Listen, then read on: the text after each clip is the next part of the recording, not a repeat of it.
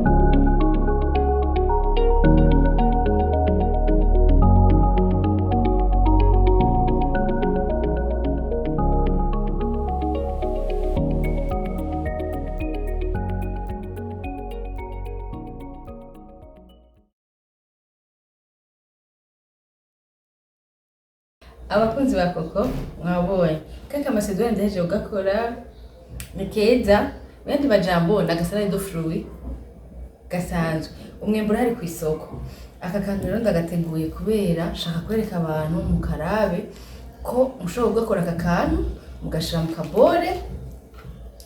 kabore nkuku mugafundikira mugashira amasakame mugashira amasakoshi cyo gashira mu kantu keza wateguye ko gutwara ku kazi ukagenda ku kazi ugafungurira ku kazi wateguye utuntu twawe kandi turi simple kandi tunyaruka kandi mu gatondo atanu umwanya munini tugutwara ugashira ku kazi ugafungura ukamererwa neza.